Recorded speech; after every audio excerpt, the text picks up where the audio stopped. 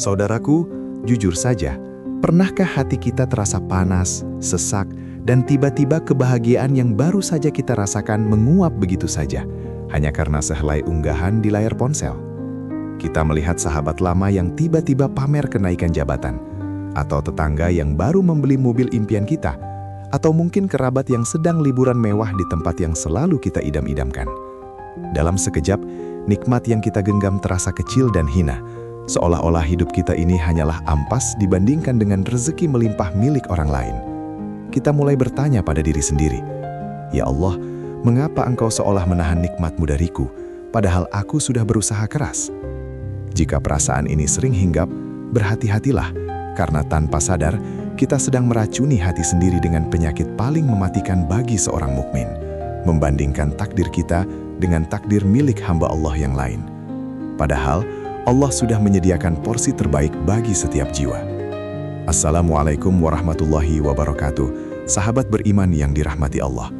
Masya Allah, semoga kita semua selalu dalam lindungan rahmat dan keberkahannya. Kita berkumpul di sini bukan untuk menghakimi, tetapi untuk saling mengingatkan dalam kebenaran dan kesabaran.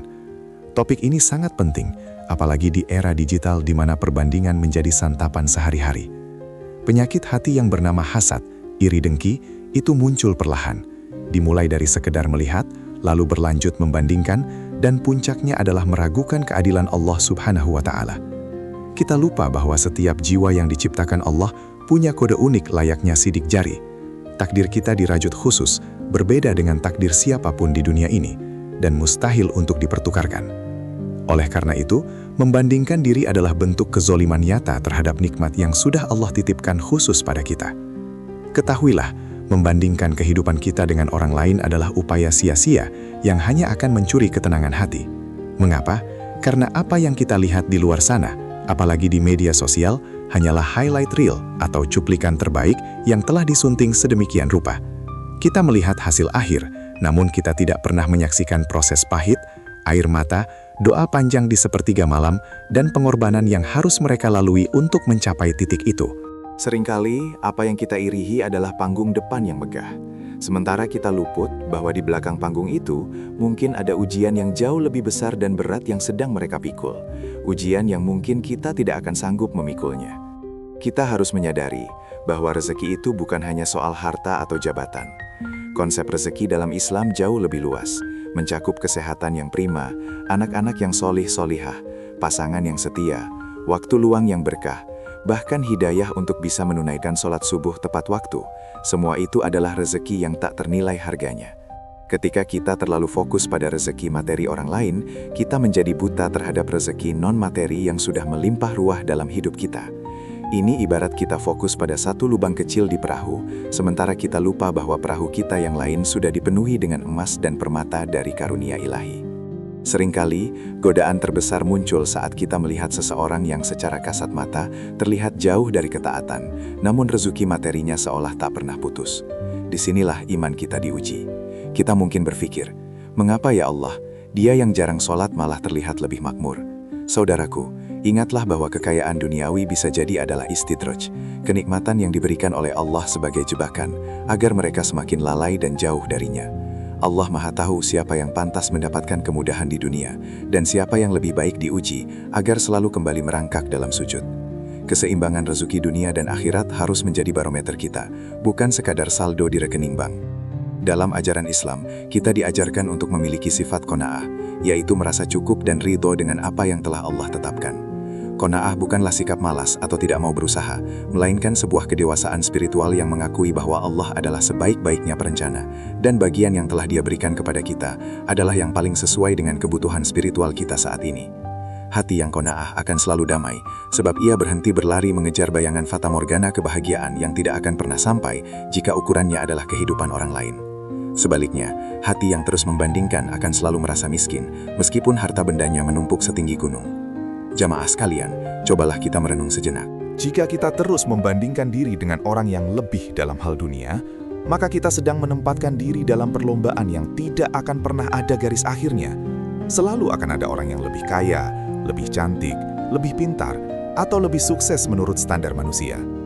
Sikap ini perlahan-lahan merusak tauhid kita, keyakinan kita bahwa Allah itu adil adil dan maha pemberi. Ketika kita iri pada rezeki orang lain, sesungguhnya kita sedang protes halus kepada Sang Pemilik alam semesta. Ya Allah, saya tidak setuju dengan keputusan pembagian rezekimu. Sungguh, ini adalah pemikiran yang sangat berbahaya bagi akidah kita. Lantas, bagaimana cara keluar dari jeratan perbandingan yang mematikan ini? Langkah pertama adalah muhasabah, evaluasi diri. Daripada sibuk mengamati ladang orang lain, alihkan pandangan ke dalam diri sendiri. Fokuslah pada potensi yang Allah tanamkan pada kita. Setiap kita adalah khalifatullah fil ard, pemimpin di bumi dengan misi yang unik. Mungkin misi Anda adalah memberikan inspirasi melalui kata-kata, sementara misi orang lain adalah melalui inovasi teknologi. Jika ikan dipaksa memanjat pohon seperti monyet, tentu ia akan merasa gagal seumur hidupnya. Begitu pula kita, jalani fitrah dan tugas spesifik yang Allah bebankan pada pundak kita, jangan pernah menukar peran. Allah Subhanahu wa Ta'ala berfirman dalam Al-Quran, dan di antara tanda-tanda kekuasaannya ialah menciptakan untukmu pasangan-pasangan dari jenismu sendiri, agar kamu cenderung dan merasa tentram kepadanya, dan dijadikannya di antaramu rasa kasih dan sayang. Sungguh, pada yang demikian itu benar-benar terdapat tanda-tanda kebesaran Allah bagi kaum yang berfikir. Quran Surat Ar-Rum 21. Ayat ini mengingatkan kita bahwa ketenangan sejati, sakinah, berasal dari penerimaan terhadap apa yang Allah berikan dalam lingkaran hidup kita sendiri. Ketenangan itu tidak akan pernah ditemukan dalam perbandingan, melainkan dalam syukur atas pasangan, keluarga, dan lingkungan yang telah Allah takdirkan menjadi bagian dari perjalanan kita. Mari kita ubah perspektif. Jika kita harus membandingkan, maka bandingkanlah dalam urusan akhirat. Lihatlah mereka yang lebih rajin sholat malam, yang lebih fasih membaca Al-Quran, yang lebih sigap dalam sedekah, dan jadikan itu sebagai pacu semangat. Rasulullah Shallallahu Alaihi Wasallam bersabda, "Janganlah kalian melihat kepada orang yang di atas kalian, tetapi lihatlah kepada orang yang di bawah kalian." Hal itu lebih layak agar kalian tidak meremehkan nikmat Allah yang dilimpahkan kepada kalian. HR Muslim.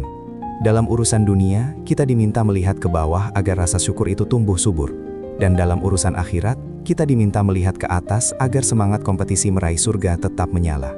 Penyakit membandingkan seringkali berakar dari ketidakmampuan kita untuk bersabar atas ujian yang sedang dihadapi.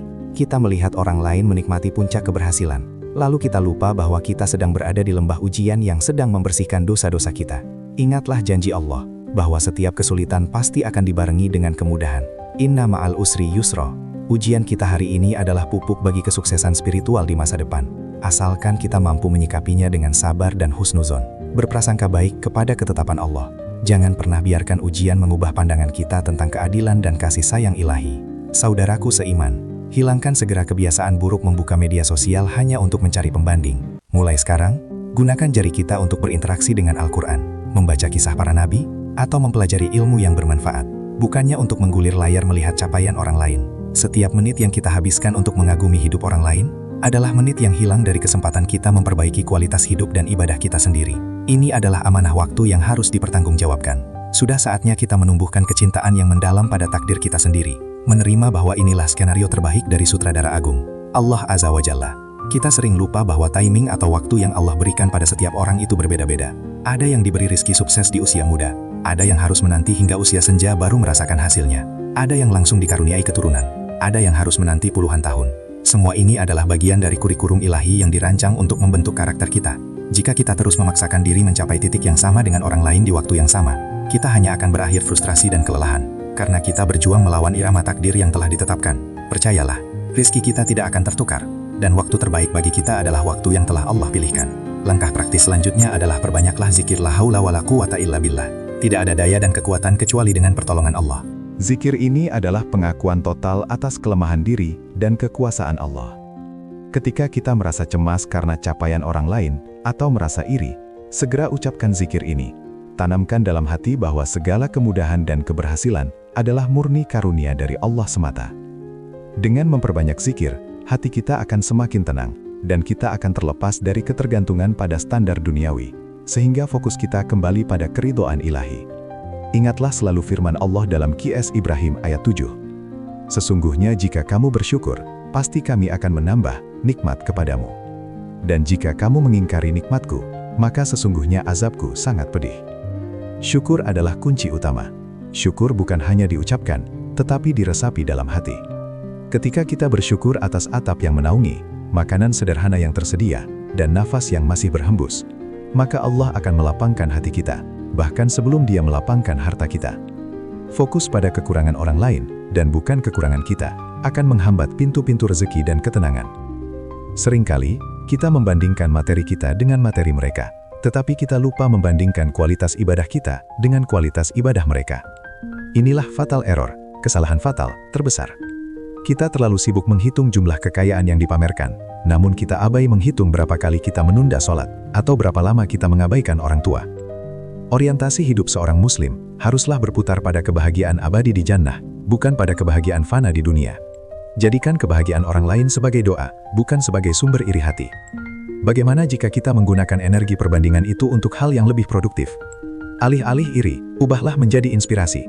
Jika kita melihat seseorang sukses dalam bisnis yang syar'i, doakan keberkahannya, lalu tanyakan pada diri sendiri, apa langkah nyata yang bisa saya ambil hari ini untuk mendekati kesuksesan itu, sambil tetap menjaga batasan syariat? Perbandingan yang positif adalah yang memicu amal soleh, bukan yang mematikan semangat dan memicu penyakit hati.